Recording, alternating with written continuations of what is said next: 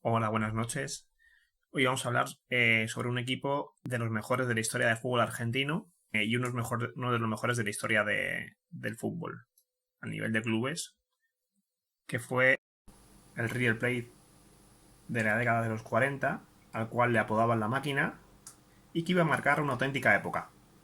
En 1840, el fútbol, el deporte que más adelante se convertiría en el preferido de toda Argentina, como una religión realmente, llegó a través de los puertos de Buenos Aires, a través de inmigrantes británicos que llegaban para establecerse en el país, principalmente por la construcción del ferrocarril, que estaba en ese momento en un gran periodo de expansión. La llegada de esa multitud de británicos propició que formaran colonias y fundaran colegios para la educación de sus hijos.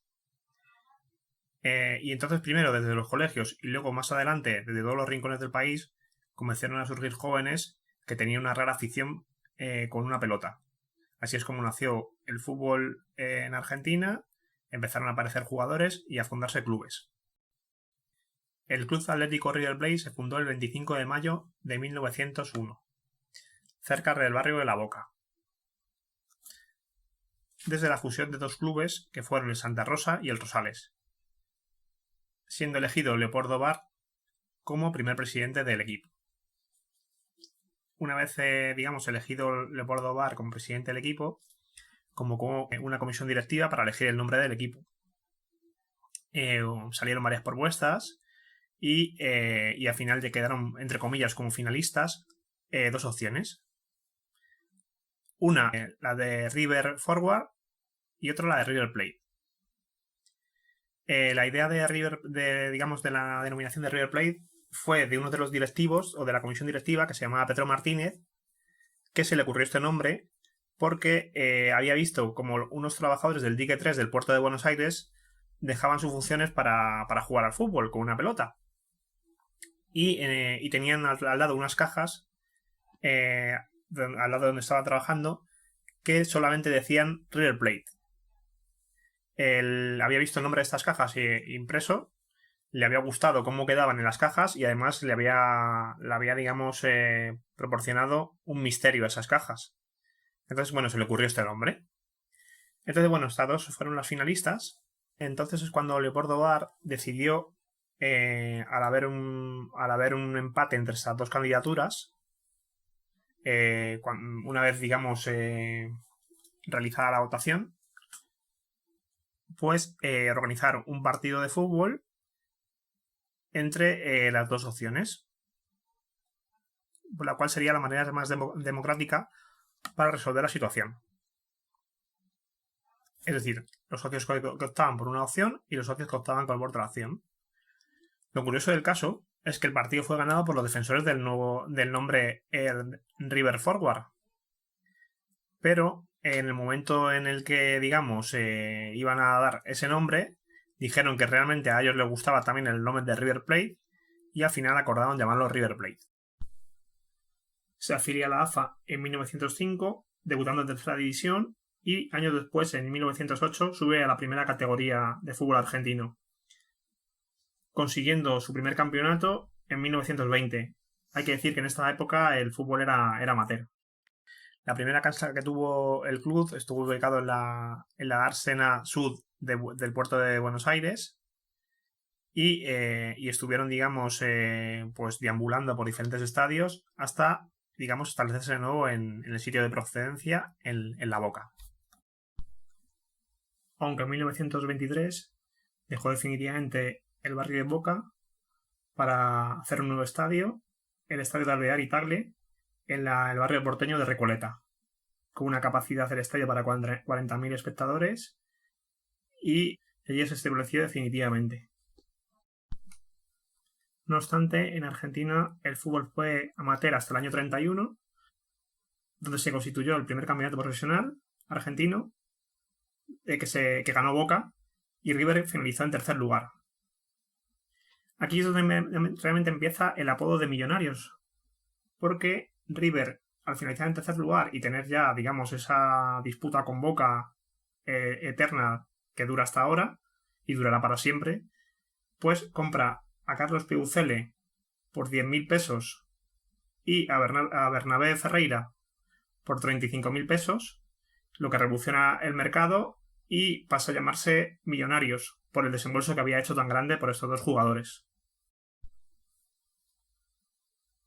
Su primera liga la va a ganar en 1932, liga profesional me refiero, y ese año también conquistaría la Copa Competencia, que es la primera Copa Nacional que se organizó en el profesionalismo. Cabe destacar que en esta época hay una figura importantísima que va a ser un personaje fundamental en la historia de River, que es Antonio Vespucio Liberti, uno de los mejores presidentes de la historia de River. El Gordo, como le llamaban, fue el que proyectó la construcción del Estadio Monumental en 1935, inaugurándose en 1938. También, digamos, acometió fichajes bastante costosos para el club, por lo que le valió, digamos, el mote de Millonarios. Y fue uno de los presidentes que propulsó más la cantera o categorías inferiores, siendo presidente de River en distintas épocas. Tras su muerte en 1986, el Estadio Monumental pasó a llamarse Antonio Vespucio Liberti en su honor. A partir del año 35 va a ser el despegue del equipo, de River. Van a llegar al equipo jugadores como Pedernera, que venía de las inferiores de Huracán, y digamos la había fichado River de las inferiores de Huracán, y al año siguiente ya debuta en el año 35 con River, y José Manuel Moreno de las inferiores de River. Esto unidos a jugadores como Rodolfi, Bagui, Minella y Piucelli Ferreira hacen que el conjunto tenga un gran equipo y conquiste en el año 36 la Copa Campeonato y la Copa de Oro. La Copa de Oro era un torneo que salía de la Copa de Honor y de la Copa Campeonato. Es como es ahora el torneo Clausura, y la Copa de Honor es como es ahora la Apertura. Entonces los dos ganadores, tanto de Apertura y Clausura, y en este caso de Honor y Campeonato, pues disputaban la Copa de Oro, que era el ganador que salía del ganador de las dos competiciones. Entonces en ese año pues ganó River Copa Campeonato y Copa de Oro. En este año, en el 36, Moreno junto a Pedernera se reafirmaban como titulares, formando junto a Peuzele, Renato Cesarini y Bernabé Ferreira una gran delantera. Ambos jugaban en posiciones extrañas, formaban sobre todo en la parte izquierda, en el ala izquierda, es decir, Pedernera solía jugar de extremo y Moreno solía jugar de entre ala izquierda. Peuzele de extremo derecha, Cesarini de entre ala derecha y Bernabé Ferreira delantero centro. Al año siguiente ganó el campeonato River, año 37, y estos éxitos, unidos a la consolidación de Moreno y Pedernera en el equipo, aunque este último alternaba varias suplencias e incluso varios cambios de posición en ese momento, unido también al cuidado de la cantera y a la llegada de Cesarini al banquillo una vez retirado del fútbol, teniendo como segundo a Peuzele, en ese momento ya en el ocaso de su carrera, un hombre que fue un gran consejero para él, unido a la injerencia del propio Peuzele en la cantera de River, van a crear un equipo de leyenda. No obstante, tanto a Cesarini como a Peuzele se les atribuye la creación de este equipo, el cual vamos a hablar ahora, de la máquina de River Plate, el River campeón de los años 40. El apodo de la máquina fue acuñado por Borocotó, que fue un periodista de gráfico, que lo calificó con el nombre de la máquina por el rendimiento que estaba dando el equipo, que era como una auténtica máquina. El nombre, digamos, Según cuenta Borocotó, la idea se la dio un simpatizante del equipo que se llamaba Regar, que tras un partido del River contra Chacarita, en el cual ganó 6-2, en la octava fecha del torneo del 42, pues digamos lo calificó de este modo. Sin embargo, se le reconoce como fecha de nacimiento de aquel equipo el 21 de septiembre del 41, cuando el entrenador Renato Cesarini, a instancias de Carlos Peuzelle, ubica a Pedernera en el centro del ataque. Anteriormente jugaba como extremo izquierda. Ese día River vence a Independiente por 4-0, con 3 goles de Pedernera, quien a partir de entonces será el conductor del equipo. Bajando desde su falsa posición de 9 hasta el centro de la cancha para armar el juego con ya un consagrado José Manuel Moreno, quien años atrás había pasado a jugar de 8 todoterreno, dejando su rol de 10 a la Bruna, capaz de aprovechar los espacios libres para recibir el espacio y definir. Si bien la base de este equipo perduró hasta el 47, se llama la máquina a periodo en el que Pedernera jugó como centro delantero, es decir, entre el 41 y 46, antes de pasar a Atlanta. También eran conocidos como los Caballeros de la Angustia, dado que muchas veces no definían el partido hasta poco antes de que se diera por terminado. Hay 3 posicionamientos al respecto del origen del mote. El primero indica que la angustia era de los rivales. El segundo, que la angustia se producía en la afición al ver que pasaba el tiempo y River no liquidaba el partido. Y la última versión, que la angustia estaba ocasionada en la dificultad por definir los partidos. En una entrevista hecha a Juan Carlos Muñoz, dijo que le llamaban los Caballeros de la Angustia porque, ellos realmente sentían que podían hacer un gol en cualquier momento. Realmente no se preocupaban de hacerlo rápido. Entonces jugaban, tocaban, desbordaban, volvían hacia atrás. Y los que realmente se angustiaban eran los periodistas y la gente. Y por eso realmente le pusieron los Caballeros de la Angustia. Pero no por angustia de recibir un gol, sino porque ellos hacían los goles al final del partido. Realmente era a medio propósito, según Juan Carlos Muñoz. Si por algo se magnificó a aquel conjunto, además de por espectáculo y por la calidad de sus futbolistas, fue por la movilidad de los mismos. Y es que los defensas rivales no sabían cómo contrarrestar su juego. Había un intercambio constante de posiciones. Por ejemplo, el wing derecho y el wing izquierdo, extremo derecha, extremo izquierda, se cambiaban constantemente. Había cambios de posición constantes. Y esto, se dice siempre que fue los ancestros o los antecedentes del fútbol total en Sudamérica, que luego dieron pie a la selección holandesa de 74, a la naranja mecánica o de los años 70, o también a la Hungría de los 50, al equipo de oro. Durante los años 30 y 40, Argentina tuvo una era dorada en el fútbol, logrando el campeonato sudamericano hasta en 5 ocasiones. Año 37, año 41, año 45, año 46 y año 47. Hubo la única vez que, en el año 39 no participaron, y la única vez que perdieron el campeonato fue en el año 43 contra Uruguay, pero por lo demás habían ganado todos los sudamericanos y era el equipo a batir en ese momento. Se dice que si en los años 40 hubiera habido un mundial, como correspondía, es decir, en el año 42 y 46, Argentina podría haber optado a ganar el campeonato del mundo a nivel de selecciones. Había equipos en ese momento legendarios, como el Independiente del año 37 y 38, con delanteras increíbles, como la formada por Villariño, De la Mata, Erico, Sastre y Zorrilla, el Boca Juniors del 43-44, con una delantera fantástica formada por Boyé, Corcuera, Sarlanga, Varela y Sánchez, el San Lorenzo del 46, con otra delantera fantástica, llamado el Terceto de Oro, por la calidad de sus delanteros, que estaba formada por Imbelloni, Farro, Pontoni, Martín y Silva, aunque realmente el Tercete de Oro estaba compuesto por Farro, Pontoni y Martino.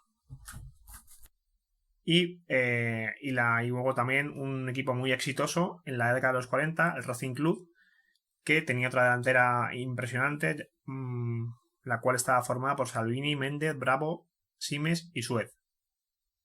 Sin embargo, ninguno de estos clubes que he citado tuvo la trascendencia del equipo que vamos a hablar ahora, de La Máquina. La Máquina logró, en 1941, logró conquistar todos los títulos del juego posibles en ese momento. Es decir, la Primera División Argentina, la Copa Escobar, la Copa Ibarguren y la Copa Aldao, o Copa Rioplatense, venciendo al Nacional de Montevideo. Al año siguiente irrumpe como titular Félix Loustau, en lugar de Ambrosi, conformando así la delantera más famosa del River de todos los tiempos. En ese momento River repite torneo argentino, coronándose campeón en un accidentado clásico jugando en La Bombonera, y también gana la Copa Ibarguren. Era tal magnitud aquel equipo que Ernesto Lazzati, que era un mediocentro de Boca y por entonces máximo ídolo del club de la Ribera, dijo en una ocasión: uno juega contra La Máquina con toda la intención de ganarle, pero como gustoso del fútbol a veces preferiría quedarme en la grada viéndolo. Precisamente contra Boca en esos años La Máquina tuvo notables actuaciones, recordándose por ejemplo las 2 goleadas en menos de un año logradas el 19 de octubre del 41 5-1 y el 19 de agosto del 42 4-0, ambas en el Monumental. Renato Cesarini dirigía aquel fantástico equipo formado por el portero peruano José Eusebio Soriano. En la defensa, Giacono, que fue el precursor del marcaje personal, Baggi y Ferreira. En la medular, Rodolfi y Ramos. Y en la delantera, Muñoz, Moreno, Pedernera, Labruna y Loustau. En este equipo, en distintas épocas, también fueron, digamos, asiduos de Ambrosi, Piucele, Alberto Gallo, Hugo Reyes, Antonio el Maestrico Báez, Néstor Rossi, etc. Y también se produjeron debut de jóvenes talentos, como fueron luego después Alfredo Di Stéfano y Amadeo Carrizo. También pasó del 39 al 41 por River el español Leonardo Zilaurren, que venía precedido de una gran campaña en Europa, siendo incluido incluso en el equipo ideal del año 34, en el Mundial de Italia. Pero tuvo una discreta actuación en estos 2 años. Y se marchó. Recaló aquí realmente en Argentina, en el River, por el exilio después de la Guerra Civil. En este equipo se recuerda la delantera compuesta por José Manuel Moreno, Adolfo Pedernera, Ángel Labruna, Juan Carlos Muñoz y Félix Loustau. José Manuel Moreno era apodado El Charro o Fanfa. Nació en el barrio de Boca, en Buenos Aires, y creció en los alrededores del estadio del club de Boca Juniors, La Bombonera. A la edad de 15 años probó en las divisiones inferiores de Boca, pero no le seleccionaron, diciendo frustrado que algún día se acordarían o se arrepentirían. Así pues, Moreno entró en las divisiones inferiores del River, el eterno rival de Boca, en 1933, habiendo sido recomendado por Bernabé Ferreira, un delantero notable de River de aquella época, debutando en 1935, 2 años después, con el primer equipo, permaneciendo en su primera etapa en River hasta el 44. Luego tuvo un lapso de 2 años en México, donde jugó en el Real Club de España, y volvió de nuevo a River en el año 46, donde jugó 2 años hasta el 48. Ya una vez que empezó la huelga de jugadores del fútbol argentino, esa gran huelga que hubo en el momento, recordemos que era sobre todo mucha disputa entre los jugadores y los equipos. Los equipos ganaban bastante dinero y pagaban poco a los jugadores protestaron y se formó una gran huelga donde se produjo mucha emigración de jugadores argentinos a otros países, por ejemplo como Colombia, México, Chile, etc. Pues bien, una vez, esta huelga, como decía anteriormente, Moreno emigró a Chile a jugar en la Universidad Católica, el cual fue transferido, donde ese mismo año ayudó al equipo a ganar su primer título de liga en Chile. Luego regresó sorpresivamente a Argentina en el año 50, jugando un año en el eterno rival, en Boca.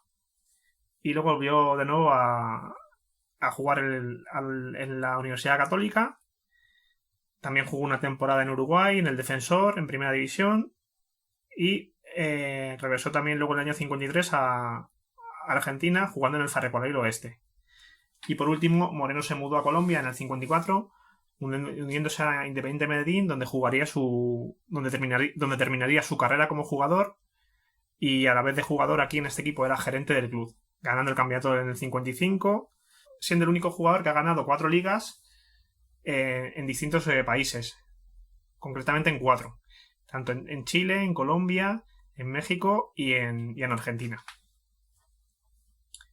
Moreno era un jugador impresionante, solía jugar de inside derecho o inside izquierdo, lo que viene a denominarse, bueno, es digamos en la traducción sería un entreala, suele ser, digamos, un media punta o más bien un mediocampista ofensivo, un 8, digamos, como dicen allá en Argentina, y ahora considerado en su época uno de los mejores jugadores del mundo, inventando la posición de jugador total, que es esa posición que luego veríamos desempeñar Alfredo Di Stéfano en los años 50, finales de los 50 y principios de los 60 en el Real Madrid. De hecho, Di Stéfano llegó a jugar como veremos luego después, llegó a jugar aquí con Moreno en River y en este equipo de la máquina. Moreno era tan luchador como talentoso y creativo. Iba muy bien de cabeza, era fuerte, realmente lo tenía todo. El Charro ganó con River 5 ligas, entre otras cosas, y con Argentina ganó 2 Copas América en los años 41 y 47. Luego ahora vamos a hablar del segundo integrante de esta magnífica delantera, que era Adolfo Pedernera, el cual jugaba delantero, aunque inicialmente empezó a jugar de ala izquierdo, de extremo izquierda o de wing left, como decían allí en Argentina. Luego, después de jugar en esta posición, empezó a desempeñarse delantero, pero un delantero falso, digamos. El primer falso delantero quizás de la historia, o de los primeros por lo menos, que conocemos. Este cambio de posición de extremo izquierda a delantero se produjo en el año 41. Ese artífice de esta modificación fue Carlos Peuzelle, que por esa época da sus últimos pasos como jugador en River e influye en Renato Cesarini, el entrenador, en esta decisión, digamos. Aparte de entrenador-jugador, tiene una relación más de amistad y, bueno, aconseja a Cesarini este cambio de posición y, desde luego, es un cambio súper acertado porque, digamos, es donde Pedernera empieza a destacar realmente y donde la máquina empieza a jugar realmente bien. Empieza a destacar sobre todo mucho. Pedernera se considera uno de los mejores futbolistas argentinos de la historia, estando entre los máximos goleadores de todos los tiempos de River, con 143 goles. Pedernera está dotado de una gran habilidad, una notable pegada de balón, una gran inteligencia táctica, era un jugador muy cerebral y un estratega. Se le denominaba por esto el maestro. Solía, digamos, caer desde el centro de la centro delantera hacia abajo, como falso delantero, y desde ahí empezaba a organizar el juego junto a Moreno. O digamos lo que es, digamos, la jugada de ataque. Debutó con River como Moreno en el año 35, con 16 años, donde ganó 5 ligas, entre otras cosas, permaneciendo en el equipo hasta el año 46. Luego después, Pedernera, tras abandonar River, inició un periplo que le llevó, seducido sobre todo por la oferta millonaria, al Club Atlético Atlanta en el 47, a Huracán en el 48 y a Millonarios de Bogotá, jugando en este último conjunto desde el 49 al 54. Este mítico, digamos, equipo de Millonarios de Bogotá, donde se llevó a grandes estrellas de argentinas, entre otras Alfredo Di Stéfano. De hecho, Di Stéfano vino a jugar una gira aquí contra el Real Madrid y el Real Madrid quedó prendado de él y le fichó de Millonarios de Bogotá. Que luego, bueno, hubo digamos una gran disputa entre Barcelona y el Real Madrid, que los dos se querían hacer con sus servicios. De hecho, firmó un precontrato con el Barcelona. etcétera, pero bueno, al final recaló en el Real Madrid. Bueno, eso daría para otra historia. Pederrena con la selección argentina ganó 2 Copas América, en la 41, perdón, 3 Copas América, 41, 45 y 46. Luego vendría, digamos, le estoy diciendo un poquito por orden, digamos, según fueron llegando al equipo, sería Ángel Labruna, más conocido como el Feo o Angelito. Jugaba como delantero por la izquierda o bien inside left forward. Sería más o menos denominado como un segundo punta, digamos. Un segundo punta o un media punta. Antes las posiciones eran distintas, se jugaban con 5 delanteros, solía jugarse más o menos con 2 inside por detrás del delantero y 2 alas. Esto sería más o menos el esquema que se tenía en esta época. Es el máximo goleador de la historia de River, con 317 goles oficiales, y el máximo goleador del superclásico de fútbol, que es el River Boca, con 16 goles. Además, con 16 títulos oficiales, es el jugador con más títulos en la historia de River, ganando 9 ligas, entre otros títulos, y llegando a ser entrenador del equipo posteriormente, a finales de los 60 y en la última parte de los 70, en 2 etapas. Marcó además 17 goles en 37 partidos con la selección argentina, donde ganó 2 Copas América, en el año 46 y 55. En 1939, a un juvenil, fue convocado por primera vez con el primer equipo de River, tras una huelga de jugadores profesionales aplicada al crack que hemos visto anteriormente, a José Manuel Moreno. Y justo le tocó vestir la casaca número 10, la que usaba el Charro. Por lo tanto, debuta en el año 39 y sus goles y rendimiento fueron determinantes para este partido, y lo que hizo que Moreno tuviera que retrasar su posición a inside right, porque antes jugaba en la posición donde luego llegó a jugar Labruna, que era inside left, y porque ya Labruna se había hecho con el puesto. Así se inició su carrera deportiva, la fantástica carrera deportiva que hizo Labruna, que luego se prolongó 2 décadas en el River, donde terminó con 41 años. Era sobre todo famoso aquello de cuando Angelito por Labruna agachaba la cabeza, o a la joroba, como decían, que es una forma particular en que se arqueaba su cuerpo al ingresar en el área. El arquero rival no le quedaba otra opción que ir a buscar la pelota a la red. Es algo que se decía en aquella época en Argentina. El siguiente jugador sería Juan Carlos Muñoz. Juan Carlos Muñoz llegó a River en el año 39, con 20 años, procedente de Dock Sud, estando en el equipo hasta los años 50, ganando aquí 4 ligas y con Argentina una Copa América. Luego una vez se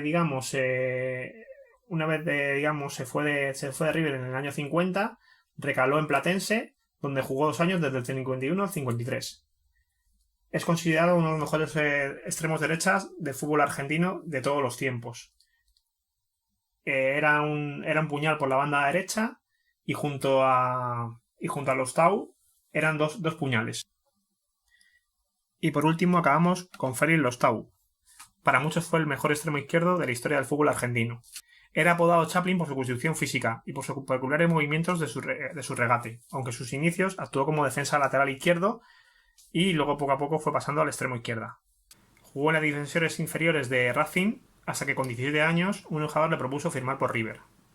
Debutó con River en el año 42, conformando así ese quinteto mágico, conquistando en su etapa en River 8 títulos de liga, defendiendo la camiseta de Nacional Argentina en 27 partidos, marcando 10 goles y ganando en total 3 Copas América, en la 45, 46 y 47. En el 58, tras haber disputado 365 partidos en la que marcó 101 goles con River, marchó a Estudiantes de La Plata, donde puso fin a su carrera en ese mismo año. Sin embargo, la convivencia de estos 5 talentos duró realmente 3 años, de 1942 a 1944 y un pequeño espacio de tiempo en el 46, tras la vuelta de Moreno al equipo. Por unas circunstancias o por otras, solo jugaron 18 partidos juntos, desde el 42 en el que se bautiza la máquina, hasta el 46 en que se desarma. Suficiente para dejar huella. Quizá la delantera más grande en la historia del club de Millonarios, que curiosamente jamás pudo juntarse en un clásico ante Boca.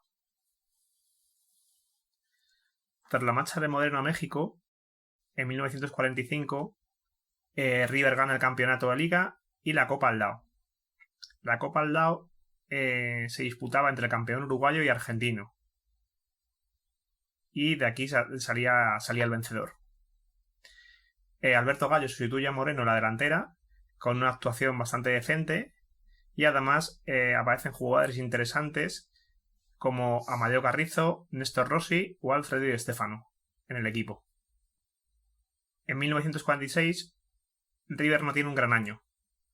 Lo más destacado acontece con la vuelta de Moreno al equipo. Racing había amagado con repatriarlo, pero River finalmente se impone en la negociación. Debuta ante Atlanta en la fecha 13, arrebatándole el puesto a Antonio Báez, que era el que jugaba en esa posición antes de que llegara, y iba tanta gente, los alambrados del campo ceden. El Charro en ese partido marca 3 goles. Di Stéfano en esta temporada es prestado a Huracán y curiosamente en el partido jugado ante River le anota un gol. El equipo ahora está a cargo además de Carlos Peucede, quien había reemplazado a Renato Cesarini, que había migrado a Italia. River concluía la temporada en el tercer puesto, detrás de un gran San Lorenzo de Almagro.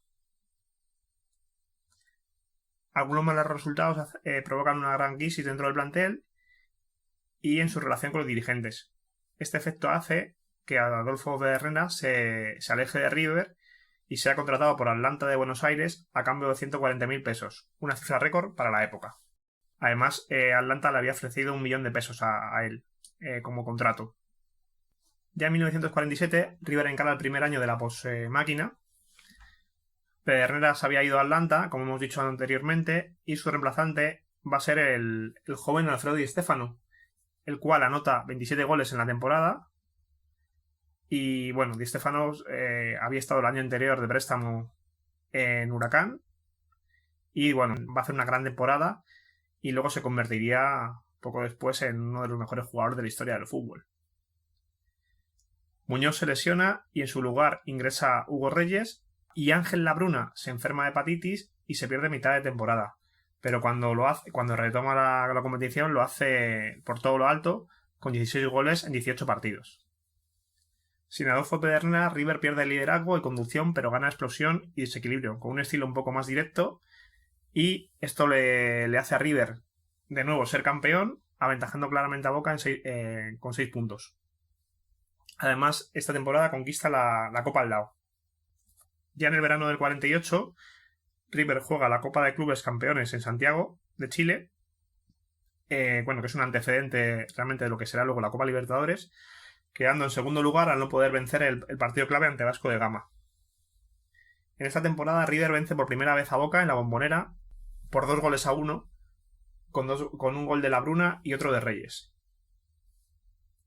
A nivel local el torneo está siendo muy reñido, pero en noviembre del 48 los futbolistas argentinos se declararon en huelga. Quedaba atrás la huelga del 31 también, motivada por la ley que prohibía la libertad de contratación, pero en el 48 el detonante sobre todo fue la desproporción existente entre los ingresos de los clubes y el salario de los jugadores.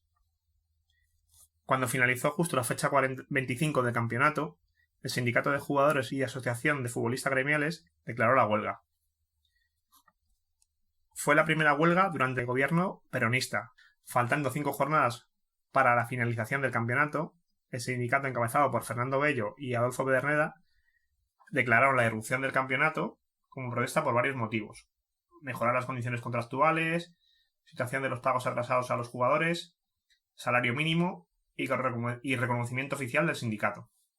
Se pretendía ante todo mejorar la situación de los jugadores más modestos. Los jugadores estrellas se negaron a jugar, pero sí lo hicieron los juveniles, a fin de poder acabar el campeonato.